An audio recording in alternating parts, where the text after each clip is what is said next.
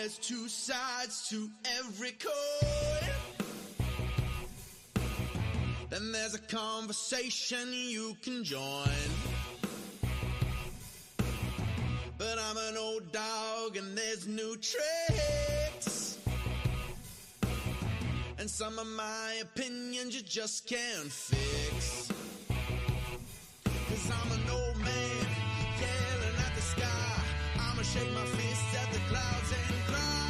Get off my lawn, you snowflake, before I have a meltdown, breakdown, shakedown. 'Cause this is my hometown, so back down, sports clown. It's all just a game, and it's the last down, let down, cowtown. I said it's all just a game. I give the touchdown, the rundown, the lowdown.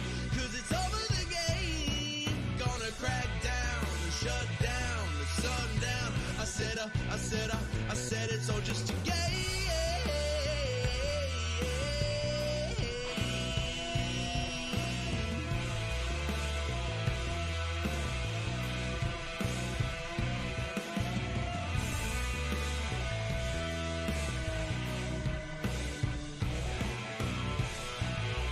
Hi, kids. Welcome to the show. I'm me. You would be you. The man at the helm, the man flying this airplane at 30,000 feet is Jack. We're going to put Jack back to work today. I think the last time I did a show a couple of weeks ago, we took text comments, and I was having that conversation. You know, am I taking from Barn Burner? And Jack said no. So I want Jack included in the show. So moving forward, text away. Leave your comments. I guess it's really leaving your comments. It's not texting, but leaving your comments on the stream. We'll try to get to as many as we can during the show. So it's one of those days, I got to be honest with you. Now you have my full focus. Thanks to Danny Austin. Danny Austin doing the last couple of shows while I was away. Love Live from 55, which is the CFL show he does, but also really like him in this environment. Man, he can do this.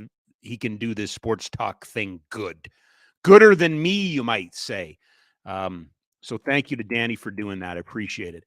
We are live on Treaty 7 territory today. We are an inclusive. Everybody is welcome. We are allies here. It is Pride weekend. I will be in the Pride Parade with a couple of options this year because I'm very proud that the Surge will be there. But I will be part of a contingent with the Flames alumni, Mike Civic and myself and a couple others. So excited about that. Proud to be out there and having those conversations. Brett Sutter, captain of the Wranglers, son of Daryl, brother of Chris, son of Wanda, nephew of Brian, Ron, Rich, Brent, Gary, and Dwayne, and others, is going to join us. All-round good dude. And I've been thinking about this conversation because I do not want it to come off as me going, what are you doing? But nobody, I don't think, would have blamed Brett Sutter if he walked away from the game at 36. 1,000+ games in the American Hockey League and another 60 or so in the NHL.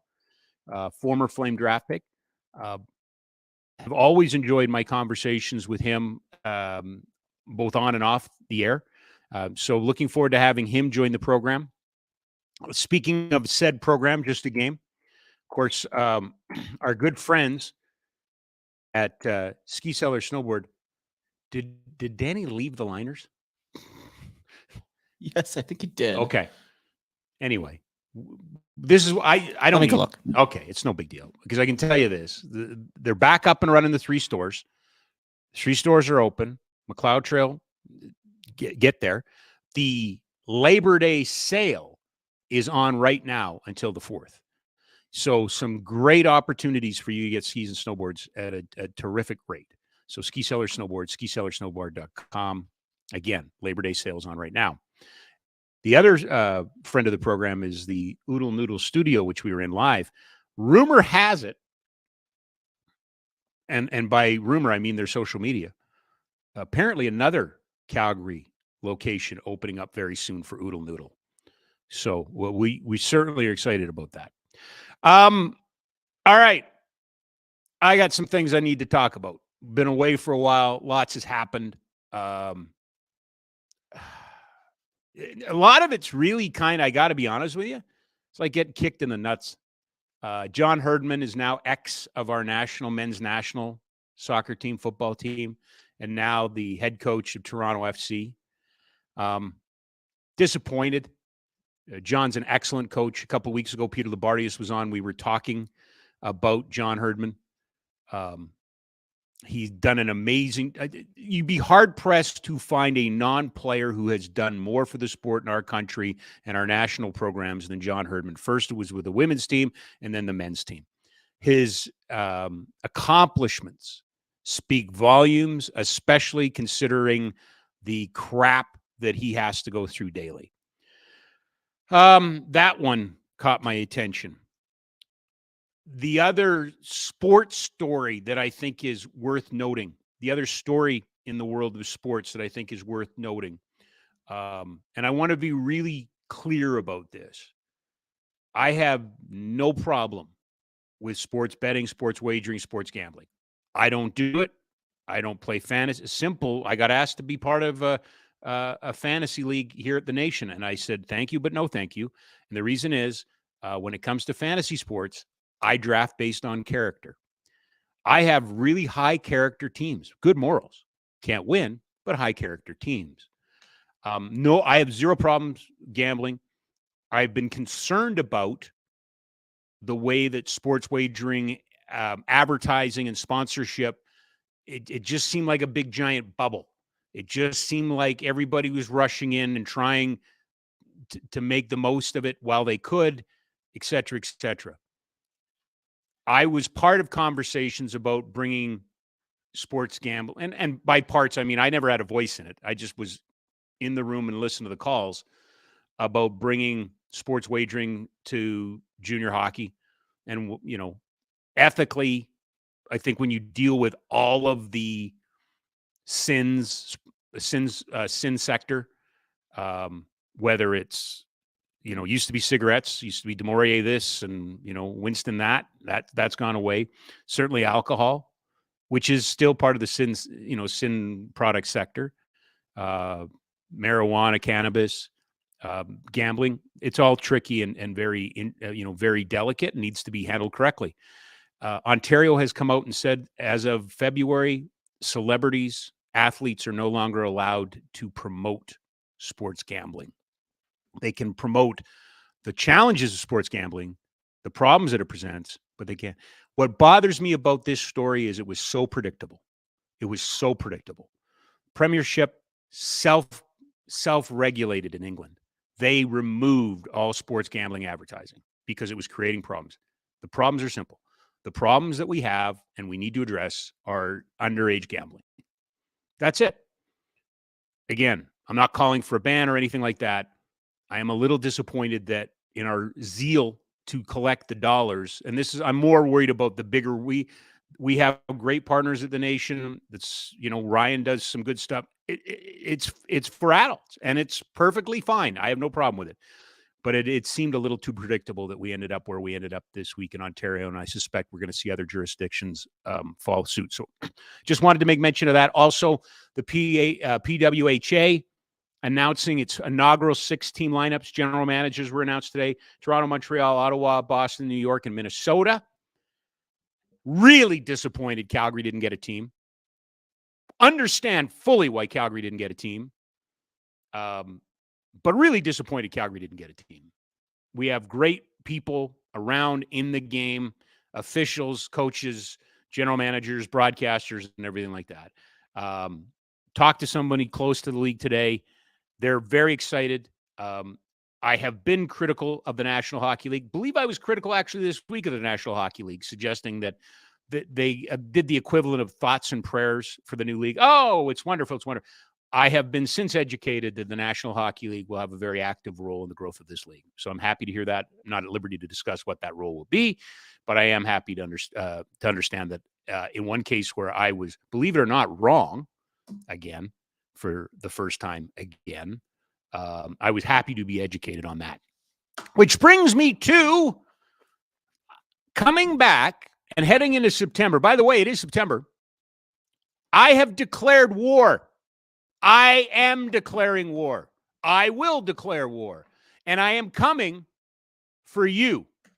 If you are an institutional thinker, if you utilize institutional thinking, I'm coming for you.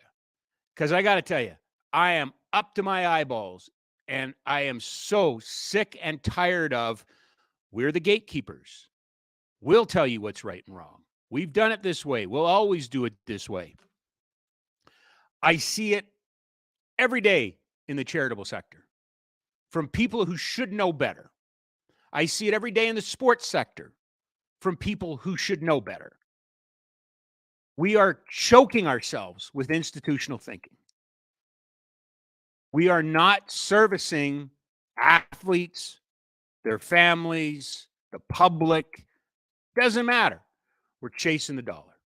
Everything's a dollar. Everything's about a dollar.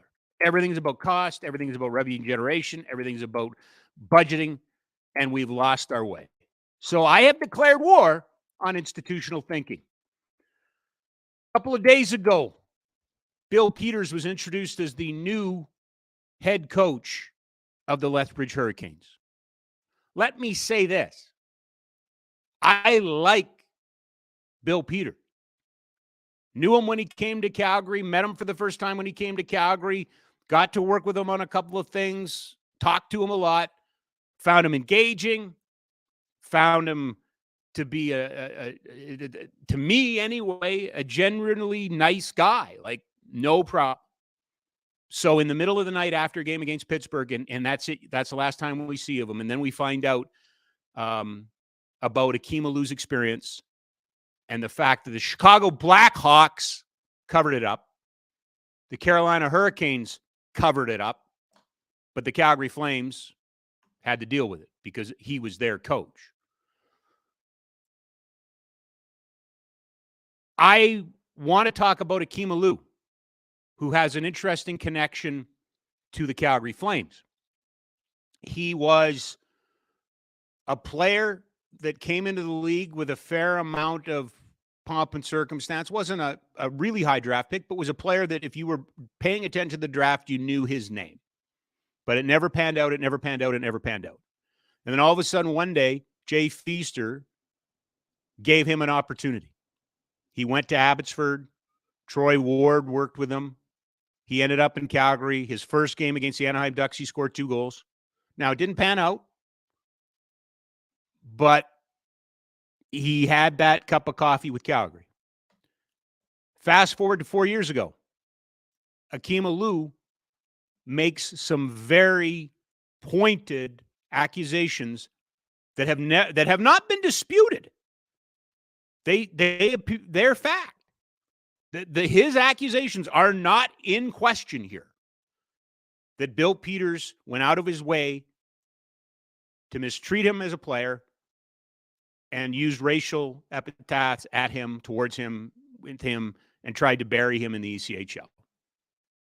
And the Chicago Blackhawks were complicit in this. And then Bill went to Carolina. As my understanding, there was some issue there about whether or not he physically abused a player on the bench. These were the reasons Bill found himself on the outside of hockey looking in. Wednesday, it's announced that he's taking over for the Lethbridge Hurricanes. I have so much respect for Julian McKenzie. He wrote an incredible article. I know, but Rob, it's The Athletic, and I have to pay to be there, or have to pay to read it. If you have not, his article alone is worth the subscription to The Athletic. This is the type of writing I loved and I enjoyed, that I got from George Johnson, that I got from Eric DeHatchuk, that I get from Eric DeHatchuk, that I got from Bruce Dobigan, that I got from Scott Cruikshank. This is good writing. And it's intelligent writing. And it calls into the questions the decisions that were made and the decision-making processes of the institution of hockey. There he goes again. Rob is railing against the machine.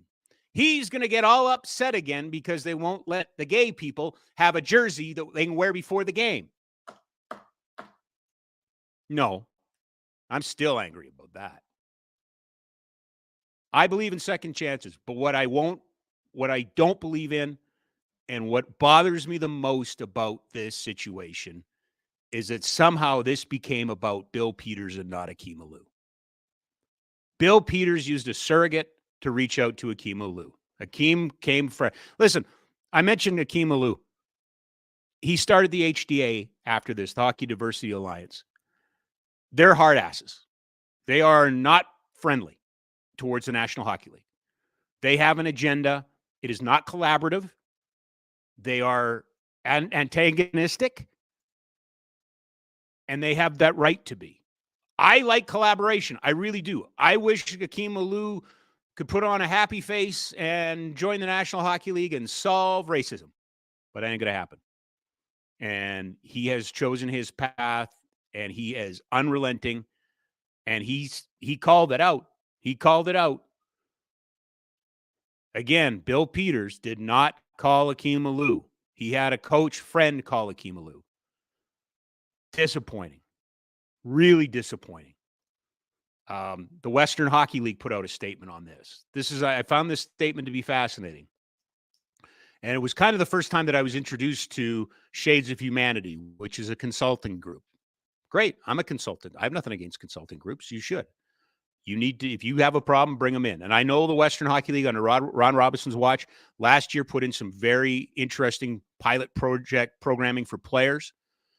But I have also been on the other side where I was asked to do an interview when the league was, being sued and give the Western Hockey League side on this. I like junior hockey, but it's an institution. I think Steve Hamilton is a wonderful coach. I do. I really, really do. But I think he coaches in a league that's an institution. I've known Ron Robinson now for many, many years. I would consider him a friend. Don't buy, well, we only found out 4 or 5 days ago. Why? You don't have one of these? You're going to write Akeem a letter? You sending him a package? What does 4 or 5 days have to go? Look, I said it in a tweet I put out. The institution of hockey thinks this whole thing is a made-up thing by the media, that the media is the only one that perpetuates it. That when I talk about the institution of hockey, I'm talking about the governors, I'm talking about coaches, I'm talking about general managers. Not all of them. Not all of them. Not every one of them. I don't even have names for you. But I've been in the room before and I've heard it. Oh, those guys are out to get us. Oh, they don't understand. The Western Hockey League, the Lethbridge Hurricanes, Bill Peters, dropped the goddamn ball. Sorry, Ty. Drop the ball. Drop the ball. Drop the ball. The institution of hockey continues to look like from the outside and have no reason not to think that it's run by a bunch of guys that look like me. Oh, you don't know. Oh, it's just these people complaining again. Salim from TSN. He went there. He did great reporting. Nobody went there and said, oh, yeah, now I get it. There's his tweet. Okay, so Shades of Humanity says he's changed. Cool. The consultant who somebody's paying says it's working. It's institutional.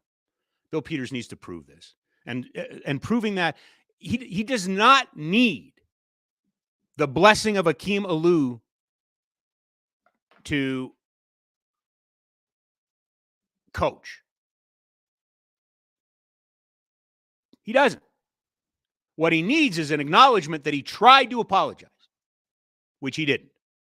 Getting somebody else to call on your behalf, got a real good opportunity to get back into the game, but he needs you to bless it. Akeem Alou, that's his experience. He's the one that went through that. He's the one that gets to determine where forgiveness comes from. But at least talk to him. The league, the Lethbridge Hurricanes, at least talk to the man. Have the balls to do that. Sorry, that's what it is. Oh, we just found out late in the process, 4 or 5 days ago. And there's this. Anybody who's a parent has found out news breaking across their desk and then spends the whole evening trying to call their kid till they get a hold of them. It's been done before. The institution of hockey failed again.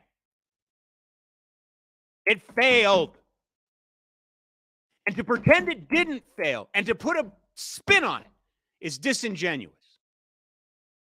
There are so many good people in this game. And I believe some of the names I talked about are in that group more often than not. But this is wrong. Doing away with warm-up jerseys because you don't want to hear about people complaining about gay people recruiting at our hockey games is wrong. This game needs leaders. It has managers. It's wrong. Akeem Alou deserves an apology. He deserves it directly from the face. I don't understand how you don't find out where he is and fly down there. I'm all for second chances. Bill Peters deserves a second chance. No problem there. But now all of a sudden a consulting group that I've never heard before all of a sudden says, he's good. Go ahead. If you and I get into this kind of trouble, if I do this and the Nation Network says, we can't associate ourselves with this, I'll tell you the first thing I'm doing is seeking out somebody like a Kevin Hodgson, seeking out somebody like the Center for Newcomers. If I truly understood what I did wrong, truly understood the mistake that I made, truly wanted to make a difference, then I go back into the community and I help. Do I need cameras there? No, I don't. No, I don't. But I need to be out there working, doing, learning, understanding the experience of others. Hockey failed this week. Hockey failed this week. Hockey failed this week. It's okay. We'll get another crack at it. And I'm here to tell you, at the end of this show, there is good stuff in the game. There are good people in the game. There are. And I know this is not the popular thing. I think the people involved here are generally good people. One of them made a big mistake. But it's the industry that's taken over. It's the industrial thinking that's taken over. We're not worried about the person. We're worried about the profit. We're worrying about the wins and the losses. Again, head, pull out of rear. It's easy. Labor Day this weekend. We'll get to that. Lots of positives. I will go on that, but I believe our guest is here. So rather than making him wait anymore, courtesy of our good friends at SkiSellersSnowboard.com, Ski Sellers Snowboard. 3 locations are open. The big 3 are open right now. The legendary Labor Day sale is on right now until September 4th. You would be doing yourself a disservice not to at least go down, get inside, find out what's going on. Minimum, go to SkiSellersSnowboard.com and check it out. A pleasure indeed for us to bring in our next guest, 6th-round pick of the Calgary Flames back in 2005. What does that mean? Well, it means that he's probably playing with players who were not born before he was drafted. He is the captain of the Calgary Wranglers. And this is part, funny, going on a rant here, Brett. The most impressive part of your resume from an outsider standpoint, 3 years captain in Charlotte, 2 years associate captain in Iowa, 5 years in Ontario, and now going into your second year in Calgary as the captain. That's 12 years. You've been a pro for 17 years. That, my friend, is very impressive. How are you, sir? Let's start there. You good? Yeah, I'm good. You're making me feel old here. Are you or aren't you? I'm young between the ears, and that's all that matters, right? Is that why you're, and I don't ask this because I asked this as a celebratory question. I mean, what does Brett have left? He's coming back. Awesome. I think it's great. But there's a lot of guys that would have gone the other way. Why are you coming back? What's your motivation? I think there's a lot of things. I think number one, you still love being at the rink every day. You love competing. Mm-hmm. You get the camaraderie of your teammates and your brotherhood that you have at the locker room every day. And for me, that's the part that I've always found most special, and I'm really not ready to let that go yet. So I'm going to drill down on it. What part? I mean, what gives Brett Sutter the biggest smile in the morning when you go to the rink? What's the part of it you love the most? That's tough, just seeing everybody. I think that's the best part of the day when you get there, and you have your cup of coffee and you're sitting in the locker room kind of for your 15 or 20 minutes before you really got to bear down and get to work and catch up with everyone, and by the end of the year, everyone's it's a family in there, right? And I've been on a lot of different teams, and fortunately this one we have here in Calgary is as close as I've ever had, and it just makes it special and makes it fun, and I think that's a big reason we had a lot of success last year is just because of that buy-in you have with each other and what everyone means to each other. Well, so why would this team be close? What is it? What's the magic secret sauce? Who's doing what to bring everybody together to be on the same page?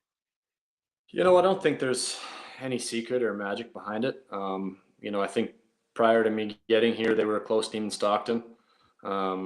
I think when there was a bunch of changeover last year, I think all of us new guys came in and we kind of fit right in with the mold and the DNA of the group and how they wanted to play and conduct themselves. And it's just one of those things. We don't have any outsiders. It's you're going for dinner on the road with a different guy each week, and when you ask one or two guys to come for a barbecue or a beer, the whole team shows up, and that's just kind of the team that we have, and it's pretty fun to be around.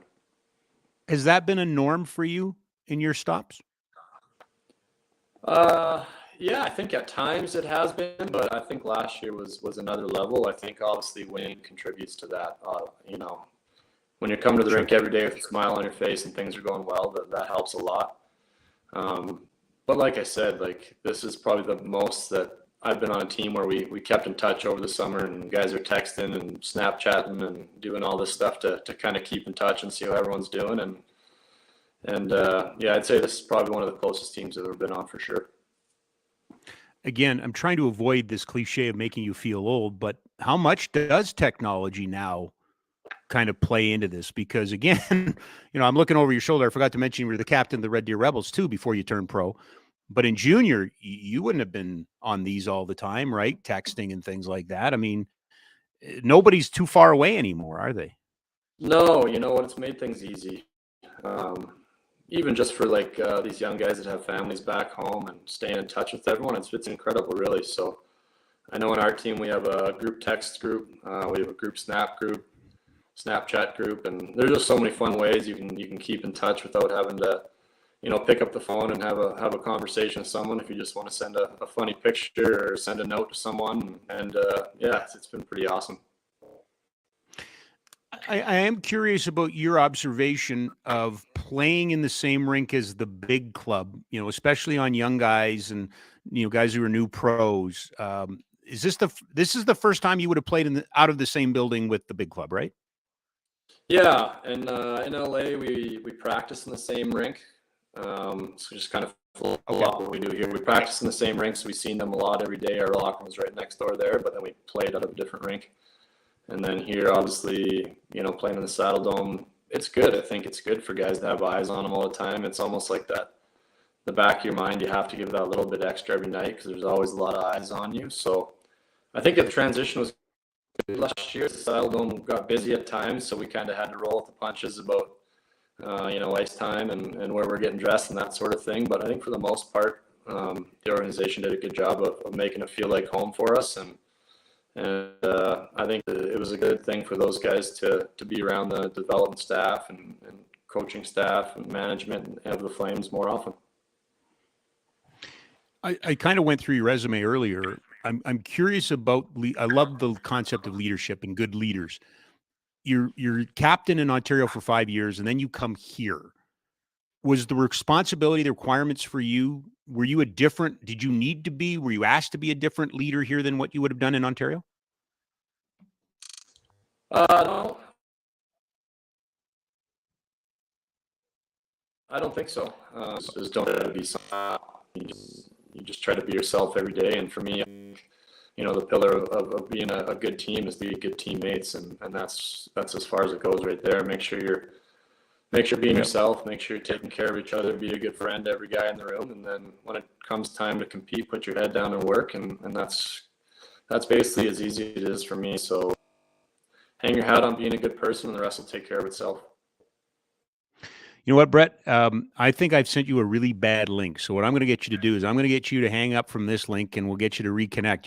You're a little choppy on that end, but I'm pretty sure that it might be my fault. So if you don't mind, we'll get you to reconnect here, and we'll get you back on. So because I don't want to miss the answers. That's what you're here for. I want to hear the answers. So we'll do that. All right. We'll just get you bet. We're going to get Brett to reconnect, and sometimes Jack, it happens. I know, right? It's not foolproof, right? No, it's not. It's not foolproof. We experienced that yesterday with Jamie. It was a little shaky, but yeah. But similar to this? Yeah. Okay. It's just. Did we pay our bills this month? I'm just checking. I'm assuming we did. We have every month to this point. Why would we stop, right? So no show on Monday, by the way. This gives me opportunity to bring you up to speed on the schedule. No show on Monday. And then we will, I believe Barnburner goes back to a full schedule next week. Our full schedule will start the first week of October. So we're going to stay Monday to Friday through September, but return to our Monday, Wednesday, Friday schedule and all of our regulars coming up in October. We got Brett back. Brett, sorry about that. Here we are talking about technology and how it keeps teams connected, but on this end, at least, we take it for granted. So thank you for being patient with us.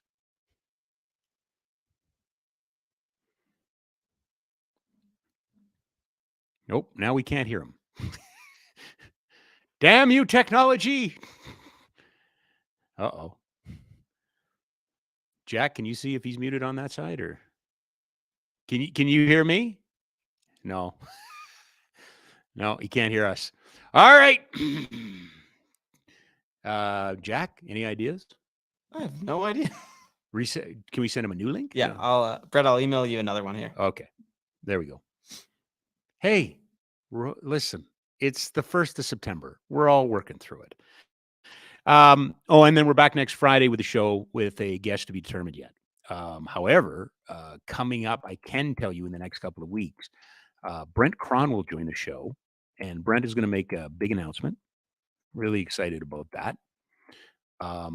Also, I did want to give a shout out to our pal, Trent McClellan, the general manager of the Halifax Killer Seals expansion franchise in the National Hockey League. Only thing that needs to happen is they need to announce it.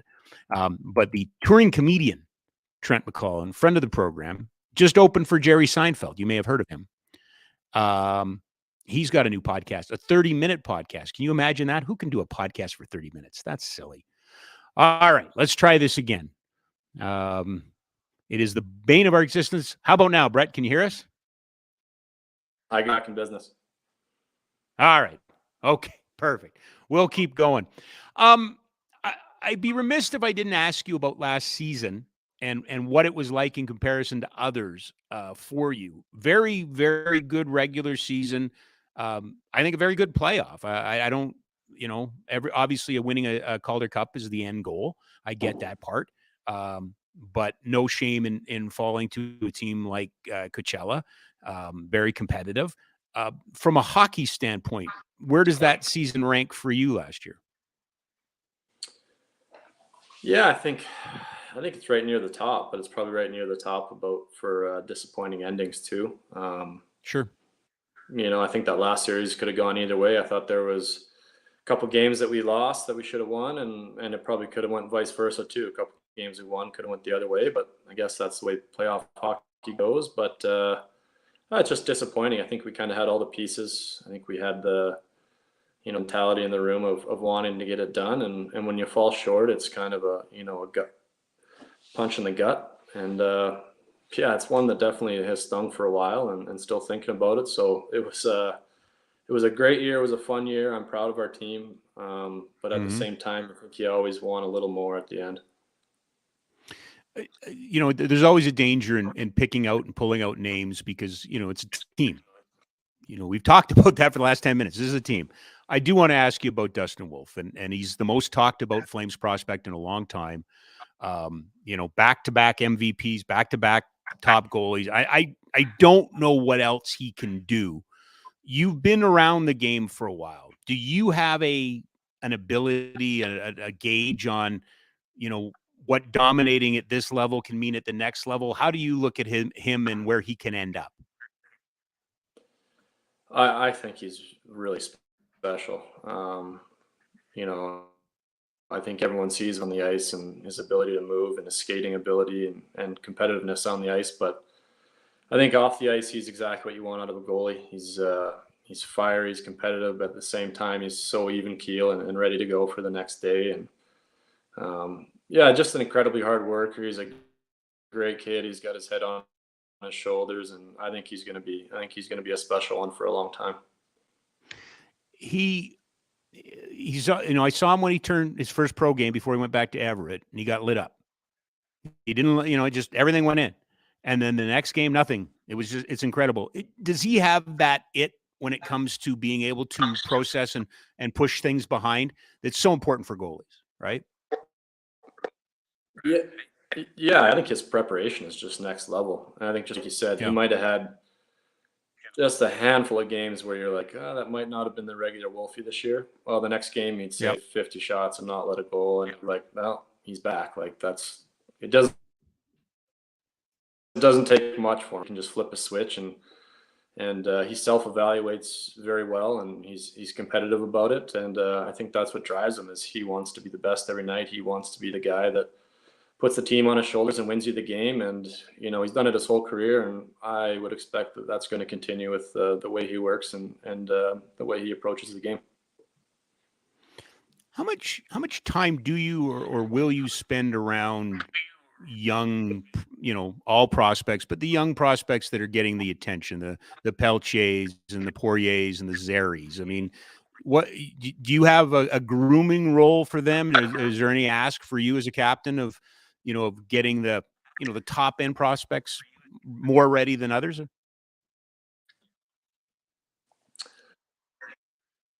I don't know if you do it more than others, but I think especially playing in a Canadian market, you just make sure that you're there for them, and make sure they know that if they need someone to talk to, you're there and support them, and try to just block out some of the outside noise. Stick to your process, and listen to the people within these walls that are telling you what you need to do to get better. And I think it's more of a belief thing, like show that you believe in them and help them believe in themselves. And our team's very good for that. We got a really good group of older guys and a good mix of young guys, and everyone's very good at supporting each other and being there for each other. And I think with those high end guys, it's just making sure they know it's a process. It's not.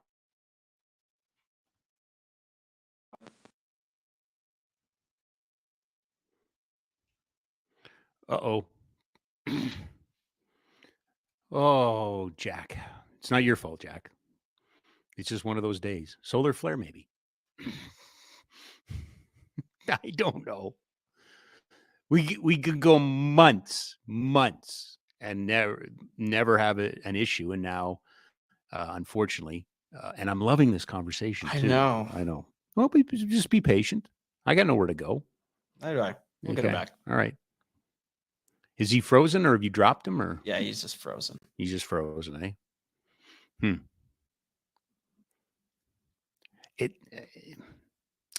Maybe we should just go back to phones. Yeah. Oh, maybe. Hold on. Just get him to call in, maybe. Yeah. Well, he's texted me. We'll try it once more. Okay. I'll send him another link. Okay. One more time. Yeah. All right. I'm just going to send him this text, and is sending a new link. How's that?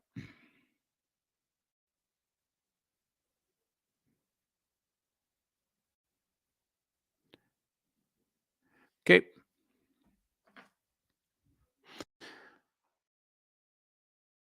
Yeah, now I'm just staring at the camera. I don't even know what to say anymore. No, we'll get Brett back. Thank you for his patience.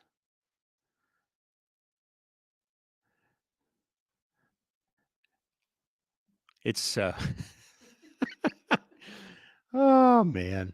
It's Friday. You know what? It's Friday. What are you going to get mad at? Like, what are you going to be mad at? It's just, we all know it. We all have those days, right? You're driving along and you're talking to your significant other, you're talking to your boss or whatever, bang, the phone doesn't work anymore, it drops. We rely on, especially on being a streaming show, we rely on technology. I got big feet. Sometimes I knock stuff out. Who knows? He will, we'll get him back on here. Third time's the charm. That's how I view this. Third time will be the charm, and we'll make it work. By the way, just out of, if you're curious, he being Brett, because he doesn't really want to talk about the age stuff all the time, but Brett is 6th all time in the American Hockey League with 10,044 games. If he plays most of this year, he's going to jump up to 4th. All right. Brett, thank you so much for your patience. I appreciate this. We got you back. Oh, you changed location. Just in case it's on my end, I'll change spots. No problem.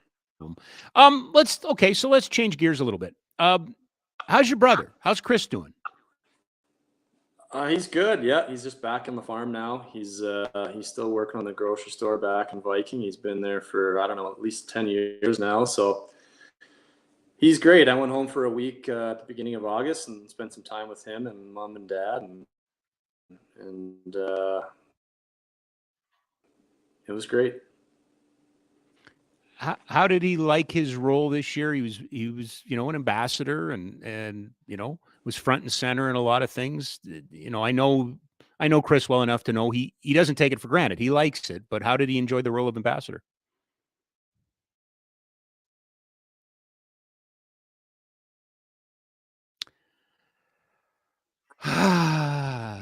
Is he back? Hold on, I see movement. There you are. Can you hear us?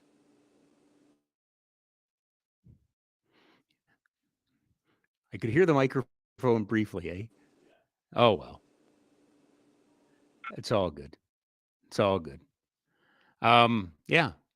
But Chris, what's that, Jack? Go You ahead. could resort to a phone call. That is a real possibility. Is it a real thing? You just got to hold I can take your phone. All right. If you really want to. Okay. So you come over here and I will give you the phone, and you're damn right, we're going to do this old school. So I am going to call him, and like the old producers of old, you're going to say, hey, it's Jack from Just a Game. Can you hold on? And do I have to yell, or will he hear us? All right, we'll figure it out. One way or another, you guys are getting this interview. That is our pledge to you. We are going to get you this interview. Hey, Brett, it's Jack here. You mind if we just do this over the phone? Yeah, that's fine. I'm not sure what's going on. Saying I got full connection over here. You know what, Brett? Sometimes it's just the internet playing games with us, right? Sorry, it's still going on the background.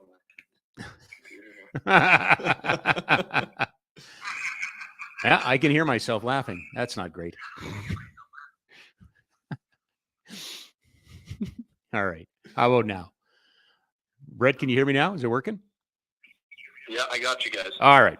So again, I'll just quickly ask you, how much did Chris enjoy being a front and center ambassador this past winter? You know what? He really liked it.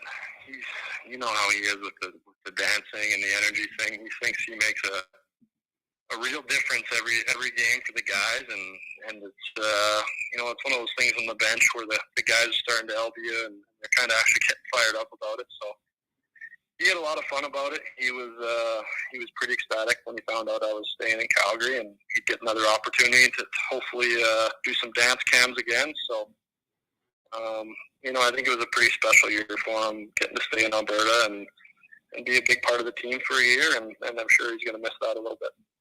Yeah, for sure. So overall, I mean, I hate to ask it, but I'm just going to blurt it out. Is it awkward at all? I mean, you're still with the organization. Your dad's not with the organization. Chris, was on both sides of it. Is it just business? Is it as simple as that, Brett, or am I oversimplifying everything? You know what? That's one thing that we've always done a pretty good job of. Obviously, when you grow up in a hockey family like mine, you're always going to have some overlap, but we've always tried to, keep a line between us. Like even last year, there wasn't really much crossover between us. Mm-hmm. other than, him being at some games and watching us.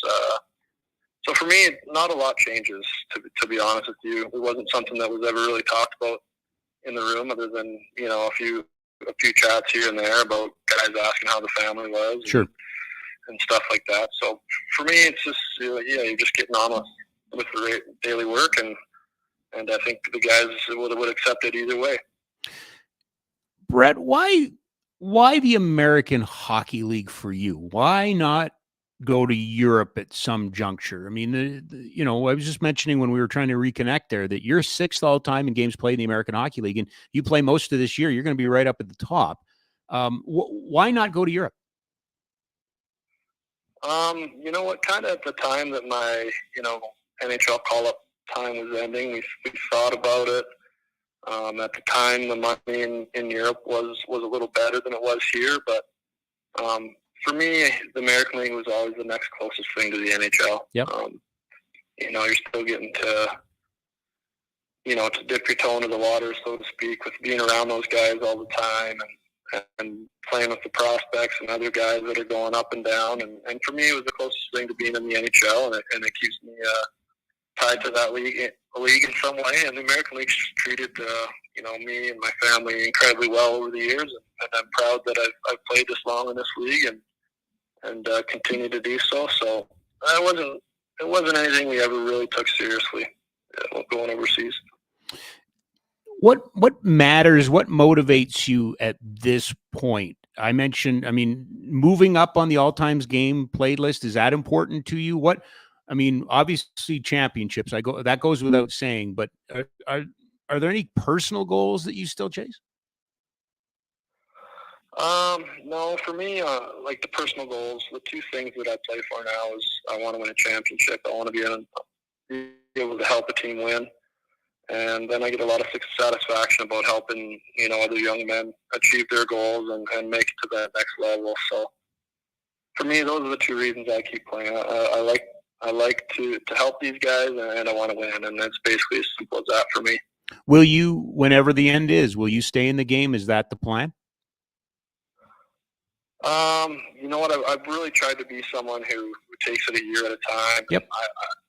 I feel like when I start looking too far ahead and having one foot out the door is when my game's going to fall off to a point where I can't play anymore. But I guess in the big picture, I think it'd be tough to completely walk away from this game. I've been around it my whole life, and I love it dearly, and it's done so much for my family, and it's obviously something that I would really greatly consider. But for now, I'm a hockey player, and hopefully just keep the mind worrying about that.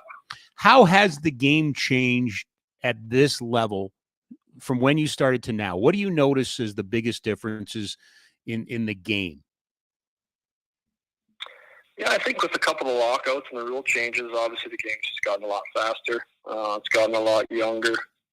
Even at the American League level, when I was a pup coming up through, we had half a dozen guys on the team that had wives and kids, and it was an older group of guys. And now I think this will be the second year in a row for the first time I'll be the only guy on the team with kids, and so it's definitely gotten younger. Wow. But on the ice, it's just gotten so fast, right? And it became a big-time special teams game, and gone are the days of the clutching and grabbing and big, strong defensemen, and it's a lot more in transition and speed now, and I think that's what's best for the game. But that's definitely the direction it's moved in. Is it still a physical game? I know observers, we all want to weigh in with our thoughts, but you play the game. Is it still a physical game? Is it still as physical as it was? I think it's a different kind of physical now. Like, I think, the slashes and the cross checks and probably like these net front battles probably aren't what they were maybe 10 years ago. But for me, when we took away, clutching and grabbing and some interference through the neutral zone I feel like the hits are coming really hard now. Guys are skating fast, and you're not allowed to hold them up at all, and you feel those hits pretty good, right? Mm-hmm. So, yeah. I've often thought about if that's part of the reason you see concussions in games now is because guys are allowed to run around at full speed and hammer each other, and that's the way the rules are built now. And So I think it's physical. I think it's just maybe a little different style of physical than it once was. What about the coaching and the teaching? I mean, you obviously come from a family of players, but also coaches, very successful coaches. Lots of Jack Adams trophies winners in the Sutter pictures. But what about Mitch Love's now moved on? You're going to get another coach. You saw different coaches throughout your career. How's the coaching and the teaching changed since you came in? I think it's just as the league's gotten younger and teams have, I think they've really started to stress the development side of it, working more with players one-on-one. Budgets have changed a lot in the American League in all facets of the game, from travel to accommodations right on through. But I think probably the biggest change is like the size of staff now, and you have a member for everything, right? You got your skating coach, your skills coach, and everything in between, right? So I think just the ability to really work with players on a single level and helping them develop their individual game is probably the biggest change I've seen. How travel? I mean, it's still it's not the NHL. I imagine it's better than it was, and I imagine it was much better when you were in the East than when you're in the West. But how do you handle the travel? How do you deal with the travel? Yeah, I think you just have to be, real aware of how much rest you need and how you're eating and taking care of your body. And it's one of those things that once the season gets going, it's usually hard for the first, few weeks, few months, but your body really does get used to it. You get used to coming in and grinding through practice and then maybe having a pregame skate. And by the time game time comes, you feel 100%. So I think it's just an adjustment period for everyone, but, being aware of what you have to do to take care of yourself and what you individually need to be ready to play the game at a high level. Brett, we'll come back to the American League in a second. I do want to ask you a couple. Did you run the tournament again this summer? Did you have the Redskins tournament again?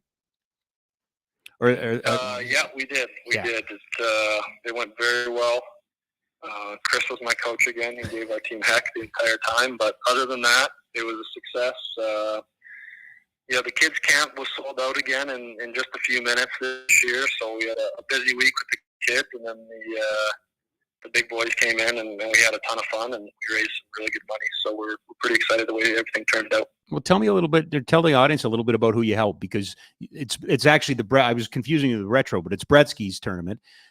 Who do you help, and give us a little bit of sense of how much you've helped, because it's been going for a while now.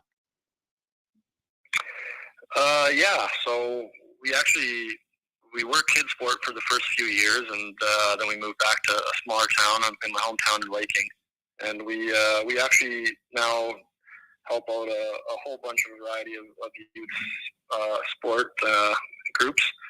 So it's just about building programs and helping teams get underway and kickstarting youth groups around the town and surrounding area. So we're fortunate. The town has really jumped on board to help us out with this. It's kind of became the marquee event and almost a homecoming of sorts for a lot of people around that area, and we've been able to really help a lot of kids along the way. So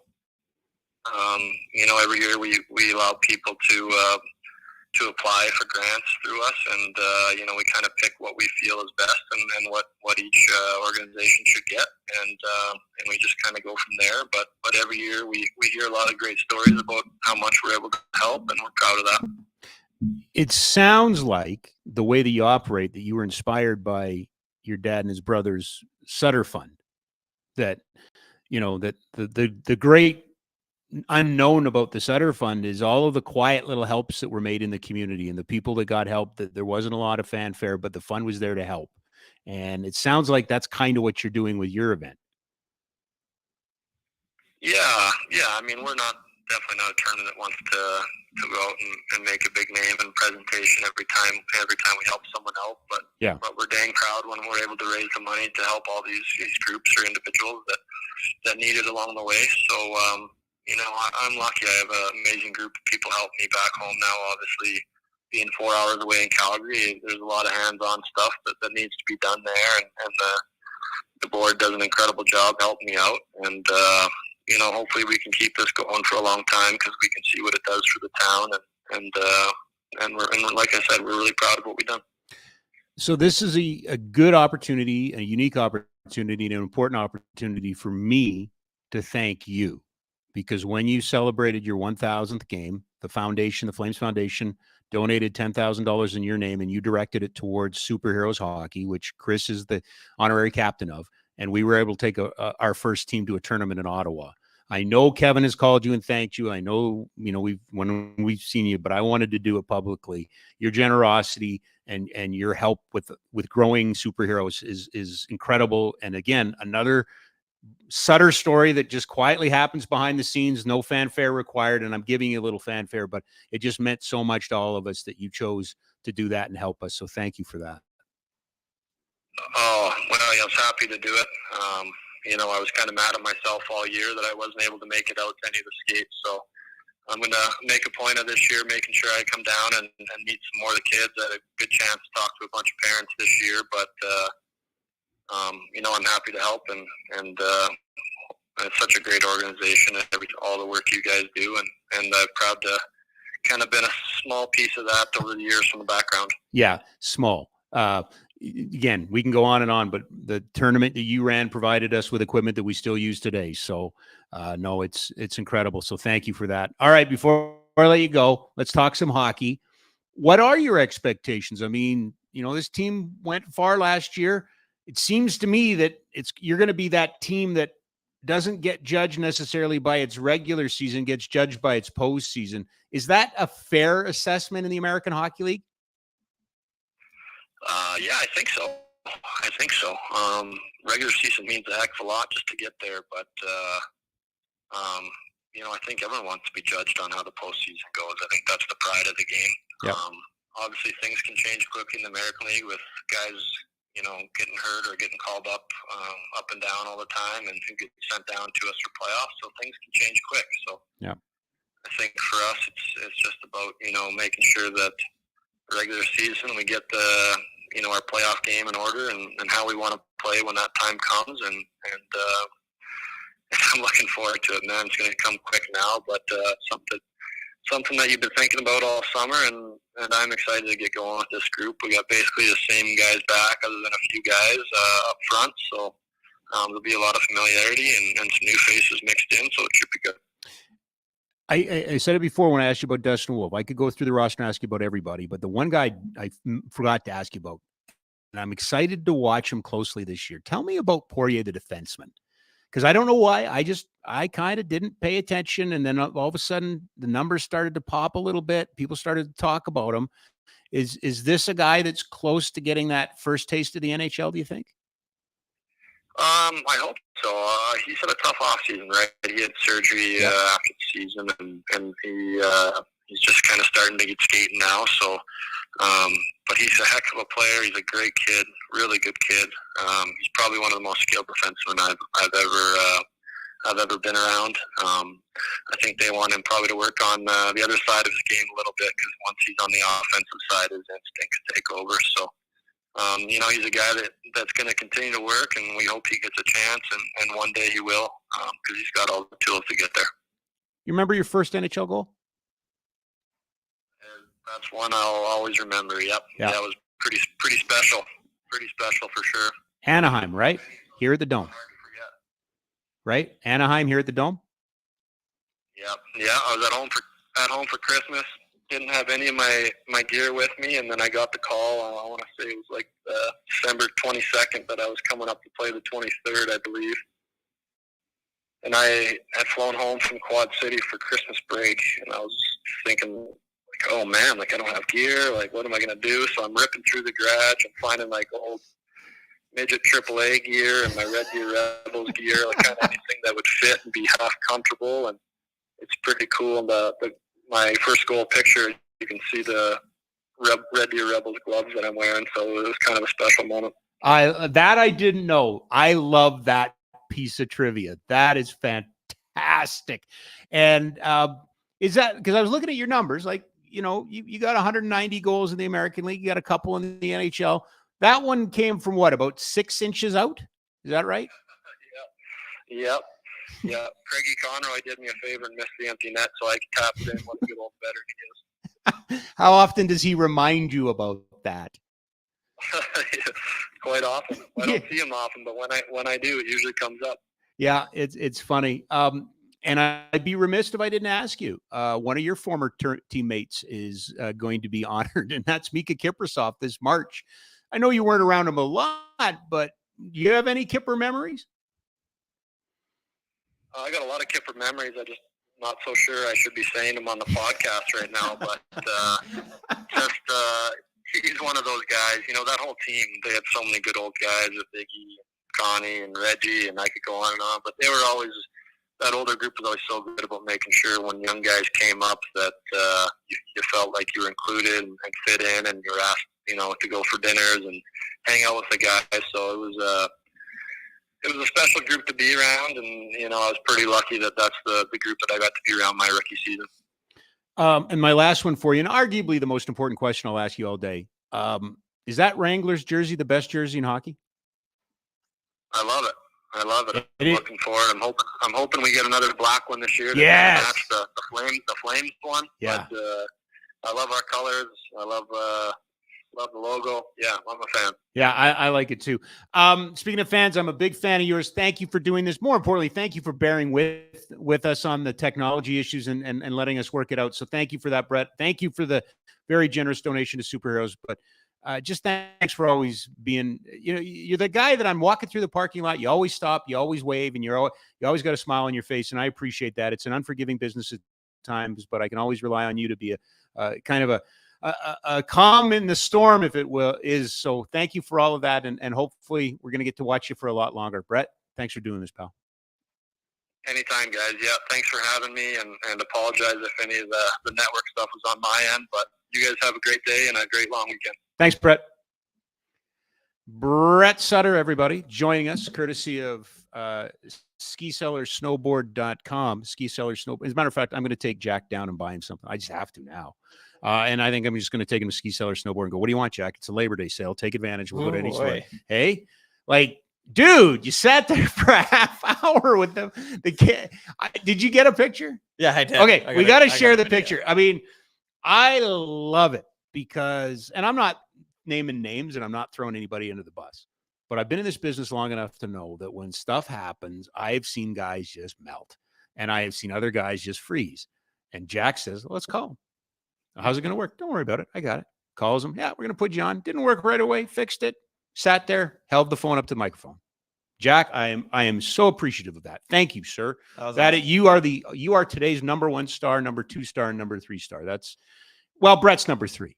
Number 2. You're number 1 and 3. Okay. But yes, thank you for doing that. That's amazing. And again, Ski Seller Snowboard, their world famous Labor Day sale is on right now until the 4th. So make sure you check it out. Do we have any comments that we want to bring up or anything? We're going to solicit. If you want to drop a comment, a question or whatever, Jack's going to go through them. I trust Jack. He's going to ask the good ones. We got a couple if you want to go. Yeah, let's do it. Yeah, sure. This is from Walshy. He's always watching the shows here. Okay. Love to get more on the BCHL versus Hockey Canada. Yeah. So a couple years ago, the BCHL took itself out of Hockey Canada's. I hope this is what he's talking about. This is the issue that I know. They didn't like the fact that my understanding was they didn't like the fact that they were, forced to play weaker divisions or weaker leagues to get to a Royal Bank or now Centennial Cup again. It's a different league. It's always been a different league. They perceive themselves as a different league. And I'm not saying that as, they're hoity-toity or anything like that. It just always has been. There's more money there. The owners are more invested in spending on their teams. So they broke away with, lots of opinions on it. Some thought that they were going to, the end goal was to create a North American championship between the USHL and the BCHL. And, I started in the AJHL. I'll always have a soft spot for the AJHL. I'm a Marty Knack Award winner. So, it's a very important league to me. I look at Brooks and they're a juggernaut. I look at, Fort McMurray when I was calling their games, they were a juggernaut. Olds was a juggernaut. I've been in the SJHL. I ran a team in the SJHL for 3 years. There's lots of politics of junior A hockey, and it is not the same throughout the country. But I think as collaborators, you're always better together. And I just felt like the BCHL, walked away. I think they used under the guise of Hockey Canada failing on some issues. They walked away there.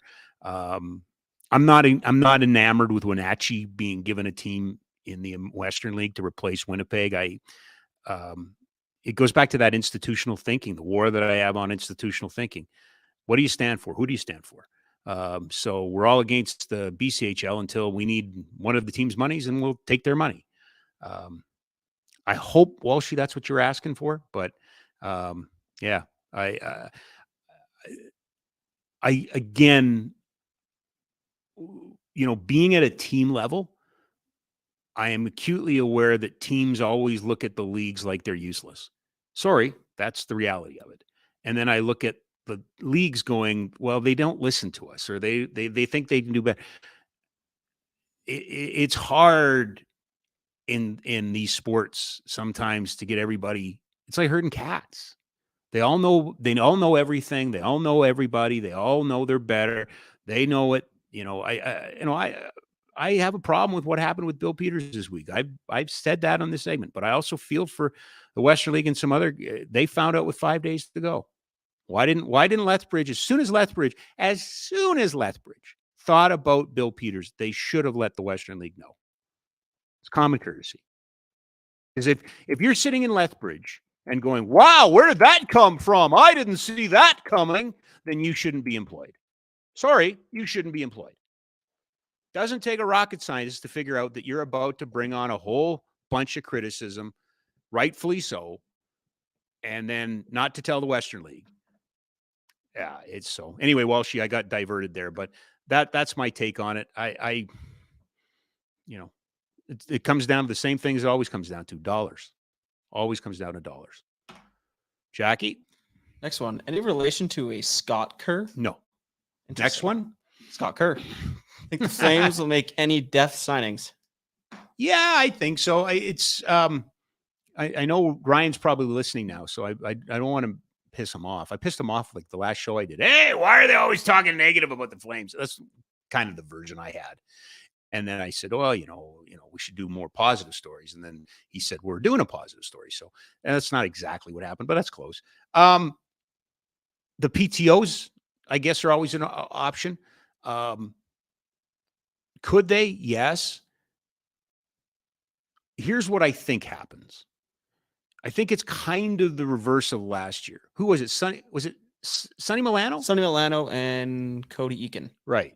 And Sonny Milano went on and signed in Washington, yeah. Right? Right. Okay. It wouldn't surprise me if Craig Conroy and Brad Pascal and the rest of the hockey operations department, Dave Nonis, and, in the case of the coach, Ryan Huska, want to give this group, because again, they have talked about this group. Oh, by the way, did we grab the clip of Lindholm? I can go do that. Okay. We'll see that. Lindholm apparently spoke to a Swedish magazine. So, and it's shocking news. We'll get that for you though. I think they want to let the kids come in and try. I think they want to give the Pelche, I'm getting Pelche and Poirier mixed up. I think they want to give Zeri. I think they want to give Walker Dewar. I think they want to give all these guys, the opportunity to come in and fight for jobs. If it doesn't work, could they be a team that grabs a guy on a PTO from another team? They did it with Brendan Morrison a number of years ago. Sonny Milano turned it into an NHL contract. He was here. Remember, he was here. So, yes, I think there will be some depth. I still look at the blue line and go, is that enough? And not enough. And maybe it's just because I am so used to seeing Michael Stone there. Well, they've got Michael Stone. If they get an injury, if they lose 9 guys, they got Michael Stone, right? But they don't have that. He's in player development now. So I'm curious to see if they bring in some depth on the blue line. What else you got for me? No more questions, but I do have this Lindholm. Do you have? Okay. So again, we're going to start, but Rob never takes, yeah, I know, but now I'm going to, because I got Jack. And as we learned, Jack is a superhero, right? So I got the quote here. Okay. Is there a video as well? I don't think so. Okay. I just was more curious. So anyway, this came out about an hour ago, just around the time the show started. This is Elias Lindholm speaking to media in Sweden. I'm willing to stay. My agent in Calgary will handle most of it. There's a lot we have agreed to, but I've said that I can consider staying. After that, it's up to the agent in Calgary to sort out the rest, and we'll see whether it works out or not. Jack, did he just say nothing? Pretty much, yep. Did he not just say a lot of what Michael Backlund said a little while ago? Pretty much, yep. Yep. Okay. So either Swedish is not an evolved language and it all sounds the same, even when you translate it, or he's not saying anything. Yep. Calgary's good. Got a contract. We'll see how it works out. It's up to the agent and the player. I wish I had I've never had an agent. I wish I've had an agent. I always wanted to have an agent. Rob, what do you think about this? I don't know. My agent's working on it, right? Ooh. Rob, are you staying in Calgary? Oh, I don't know. My agent's working on it. I'm not saying it's a cop-out. That's not it. It's just, I read this, and this is like the 8th time I've read it. I don't know is there a story in this? There's no story in this, right? This is not a story, right? Kind of feels like he's saying, give me a lot of money or we'll just play things out. I am willing to stay. That's good. Okay, we agree on that part. My agent in Calgary will handle most of it. Cool. It's up to them now. There's a lot we have agreed on. Excellent. The mountains are close. It's cold in the winter. It's warm in the summer. There's a zoo. We've agreed on all of that, I'm assuming. But I've said that I can consider staying. I'm a good guy. I like it. I could stay. After that, it's up to the agent, not my agent, but the agent and Calgary to sort out the rest. I need more money. I guess. I don't know. It sounds like just hockey speak to me. Yeah. Doesn't it? A whole lot of nothing. Sounds like a whole lot of nothing. Thanks, guys. We'll continue to add more comments and questions into the show because I want more of Jack, not less of Jack. More Jack, not less Jack. A couple things to wind up the program today. The Labor Day Classic, our friend, our pal, our buddy over at the Stampeders, Jay McNeil, wants it to be a blackout. A blackout. I like the black jerseys, by the way. I really like the black jerseys. So Jay McNeil is calling upon fans to wear black. This is going to be cool. It's been a while. Now, I wish it was 1-2. There you go. Labor Day blackout. These two teams are coming in right now. I believe Calgary's looking up at Edmonton, not the other way around, which is the way it's been for the last couple of decades. I wish this was 1-2. It's not 1-2, but Edmonton's quarterbacking is better. Calgary is really good at getting close and not winning. Labor Day is going to be really interesting. By the way, Edmonton just won its first home game in 4 years. So you've got that going. Now, with that game, really, really excited about this. So Edmonton-Calgary will be broadcast in Blackfoot on CJWE. So really excited about that. Now, this is not new. The Elks have been doing a bit of this. And now Calgary's getting into it. The guy calling it, Butch Wolfleg. You'll see Butch on the right-hand side there with his two hands. He's called Hitman games, and that's him on the left there. Butchie's called Hitman games in Blackfoot for CJWE. So, he does the Every Child Matters games. And by the way, he's awesome. Like, Butch is the funniest. A couple years ago we had him teaching players Blackfoot words and he's a riot. He's a really, really very accomplished athlete of his own. Is a huge part of the Siksika community, but just a really cool dude. So he's going to be calling the game in Blackfoot. Dear Commissioner, dear Jay, dear CFL, here's a freebie. Just throwing it up. Do not even need to credit me. I promise you I won't even take credit for it. With the declining coverage of the sport, with the space that is no longer needed to host a robust media covering the games, would we please consider using the house camera and providing CJWE, Red FM, and other outlets the opportunity to do the games in other languages? Not just once, not just twice. Now, bear with me, but you're saying, Rob, we should sell those. No, that is institutional thinking. This is building your fan base. This is making your game available. This is saying to new Canadians or non-traditional sports fans, why don't you try us? You can listen in Chinese, in Mandarin. You can listen in Punjabi. Harner Ryan Singh, thank you. The leader there. You can listen in Blackfoot. Not just one game, but all the games. But Rob, how will we make money off of that? You will make money off of that in a couple of years when you build your fan base back up. But Rob, just the games won't. No. Now you are creating content. You are creating content, which, bear with me, this is the tricky part, that you can take and give to educators, which you can take and give to schools. What better way of keeping Blackfoot alive as a language and teaching it to young boys by using sports? By using sports. What better method of saying to South Asian communities, you matter, you count. Here's some play-by-play in Punjabi. Again, keeping your own language. That's a freebie, guys. You're welcome. It's one that I wanted. It's my failure. I failed to do it. I wanted to do it. I've talked about doing it, but I didn't do it. I failed, and I am a product of failure. But that's a freebie. Jared Anderson Dolan, Los Angeles. I should have asked Brett about him. Jared Anderson Dolan, LA King, Calgarian. I had the honor of meeting his two mums a couple years ago.